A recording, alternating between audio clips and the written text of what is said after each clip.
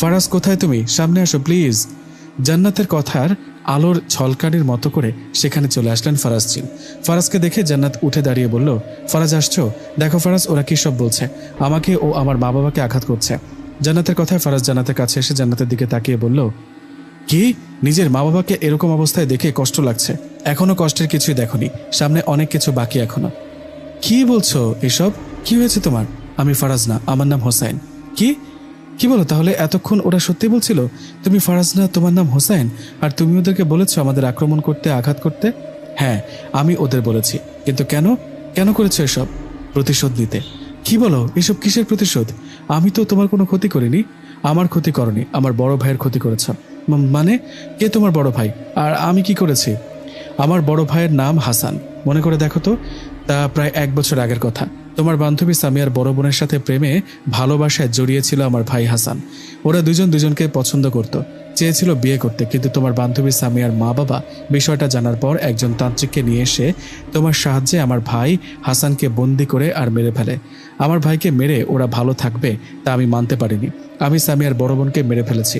তুমি যে মনে করো তোমার বান্ধবী সামিয়া ও তার মা বাবাকে একটা খারাপ জিন ভয় দেখায়, ওদের কষ্ট দেয়, সেটা অন্য কেউ না, সেটা আমারই কাজ। এই সব কিছু সাজানো নাটক। আমার ভাইকে মেরে ফেলা হয়েছে, তাই আমি কাউকে শান্তিতে থাকতে দিব না। আমি সামিয়া ও তার বাবাকে আঘাত করে আহত করেছি। ওরা এখন হাসপাতালে ভর্তি। ওদের এত সহজে মারবো না, তিলে তিলে মারবো। আর বাকি রইলে তুমি। তুমি হয়তো ভাবছো এতে তোমার কি দোষ? হ্যাঁ, তোমারও দোষ আছে। মনে করে দেখো, সামিয়ার বড় বোনের সাথে আমার ভাইয়ের ভালোবাসা তুমিও মেনে নিতে না, তাই সেই কবিরাজকে সাহায্য করেছিলে। কবিরাজ বলেছিল না একটা 18 বছরের কুমারী মেয়ে লাগবে যার শরীরে জিনটাকে হাজির করে বন্দি করব? তুমি ছিল সেই মেয়ে। তোমার বয়স 18 হওয়ায় সেই কবিরাজ তোমার ওপর আমার ভাইকে হাজির করে আর বন্দি করে মেরে ফেলেন। কি অপরাধ করেছিল আমার ভাই? বলো, ভালোবাসা কি অপরাধ ছিল? ভালোবেসে কাউকে না পাওয়ার কষ্ট এখন বুঝবা। আমি তোমাদের অনেক আগেই মেরে ফেলতে পারতাম, কিন্তু আমি তো চাই তোমরা তিলে তিলে মরো। তোমার সাথে ভালোবাসার অভিনয় করেছি, এখন বুঝলা ভালোবাসার মানুষকে হারানোর কষ্ট? জান্নাত বলল, এসব কি বলো তুমি? এতদিন তাহলে প্রতিশোধ নিতে আমার কাছে আসছো? ভালোবাসার অভিনয় করেছো আমার সাথে? হ্যাঁ, সব অভিনয়। আমি বিশ্বাস করি না। তুমি একবার বলো ভালোবাসো আমাকে। ভালোবাসা? কিসের ভালোবাসা?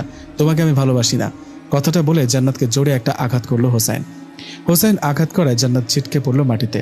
মুখ দিয়ে তখনও রক্ত পড়ছিল। ঠিকমতো কথা বলতে পারছিল না। অনেক কষ্টে জান্নাত হোসাইন জিনের দিকে ঘুরে বলে উঠল, তুমি আসল সত্যটা জানো না। তোমার ভাই মারা যায়নি, ও বেঁচে আছে। তোমার ভাই মারা যায়নি, বেঁচে আছে। কথাটা বলে জান্নাত জ্ঞান হারিয়ে ফেলল। এদিকে জান্নাতের যখন জ্ঞান ফিরল তখন সে দেখল উঁচা লম্বা অদ্ভুত দেখতে একটা লোক জান্নাতের চিকিৎসা করছেন। পাশে দাঁড়িয়ে আছে হোসেন জিন। হোসেনকে দেখে জান্নাত বললেন, আমি কোথায়? এটা কোন জায়গা? হোসেন বলল, এটা জিন রাজ্য। তোমাকে জিন রাজ্যে নিয়ে আসা হয়েছে। যিনি তোমার চিকিৎসা করছে উনি একজন জিন, ওনাকে আমরা হেকিম বলি। আমার মা বাবা কোথায়? আর আমাকে জিন রাজ্যে নিয়ে আসছো কেন? তোমার মা বাবার চিন্তা করো না, ওনারা হাসপাতালে ভর্তি আছে, সুস্থ হয়ে যাবে হয়তো। তোমাকে জিন রাজ্যে নিয়ে আসছি, বলতে পারো বন্দি করে রেখেছি। কিন্তু কেন? তুমি জ্ঞান হারানোর আগে কি বলেছিলা? আমার ভাই মারা যায়নি, ও বেঁচে আছে। হ্যাঁ, সত্যি উনি মারা যায়নি, বেঁচে আছে। বেঁচে থাকলে আমরা ওর খোঁজ পাই না কেন? কোথায় আছে আমার ভাই বলো? জিন জান্নাতকে বলল, কোথায় আছে আমার ভাই বলো? জিনের কথার জবাবে জান্নাত বলল, সে কবিরাজের কাছে আছে। হোসেন জিন বলল, কবিরাজের কাছে থাকলে আমরা কোনো খোঁজ পাই না কেন? আমার মনে হয় তোমার ভাইকে বোতলে বন্দি করে রেখেছে। কবিরাজ কোনো মায়ার জালে আটকে রেখেছে মনে হয় তোমার ভাইকে। এসব তুমি জানলে কিভাবে? আমি ওই কবিরাজের বাড়িতে গিয়েছিলাম। ওনার বাড়িতে ওনার রুমে ঢোকার পর আমি দেখি ওনার ঘরে বড় বড় কয়েকটা বোতল রাখা। তাছাড়া মানুষের মাথার খুলি সহ কি সব অদ্ভুত অদ্ভুত জিনিস। এগুলো দেখে আমার সন্দেহ হয়। পরে আমি জানতে পারি সেই কবিরাজ ভালো না। উনি নাকি কালো জাদু করে জিনদের বন্দি করে, তাদের দিয়ে নানা রকম কাজ করায়। তোমার ভাইকেও হয়তো সেভাবেই বন্দি করে রেখেছে। এসব তোমার আর তোমার বান্ধবী সামিয়ার পরিবারের জন্য হয়েছে। তোমাদের জন্য আমার ভাই বন্দী হয়ে আছে। শুনে রাখো, আমার ভাইয়ের যদি কিছু হয় সবাই মরবে, কাউকে ছাড়বো না। তোমার ভাই বন্দী হওয়ার জন্য আমি দায়ী, তাই আমি তোমার ভাইকে মুক্ত করব। কিভাবে? আমি যাবো ওই কবিরাজের বাড়ি, ওখানে গিয়ে বলবো আমি সমস্যা নিয়ে আপনার কাছে এসেছি।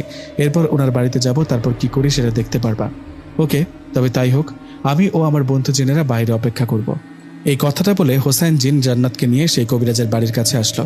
সেখানে আসার পর জিন বলল, এখন যাও, খবরদার কোনো চালাকি করবে না। মনে রাখবা আমি আমার ভাইকে ফেরত চাই। কথাটা বলে জিন সেখানে অপেক্ষা করতে লাগলো, আর জান্নাত সেই কবিরাজের বাড়িতে চলে গেল।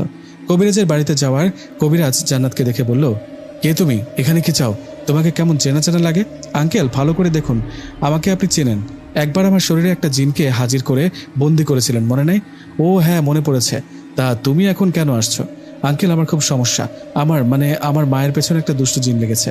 মাকে খুব ভয় দেখায়। আপনি যদি মায়ের জন্য একটা তাবিজ দিতেন। ও আচ্ছা, এই কথা, দাঁড়াও আমি তাবিজ দিচ্ছি।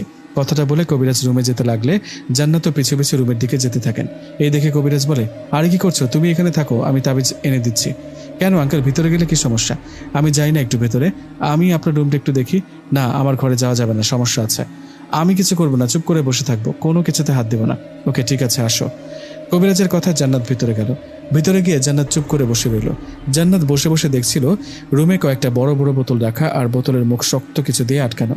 জান্নাত বসে বসে এগুলো দেখছে। এদিকে কবিরাজ জান্নাতকে বললেন, তুমি একটু বসো, আমি ওই রুম থেকে আসছি। খবরদার এখানে রাখা কোনো জিনিসে হাত দিবা না, তাহলে সর্বনাশ হয়ে যাবে।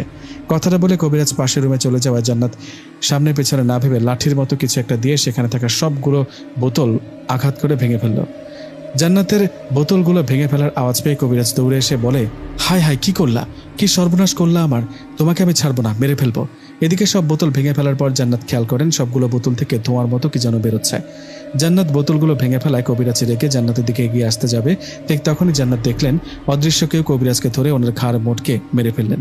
নিজের চোখের সামনে ঘাড় মোটকে মরতে দেখে জান্নাত ভয়ে চিৎকার দিয়ে বাইরে বেরিয়ে গেল।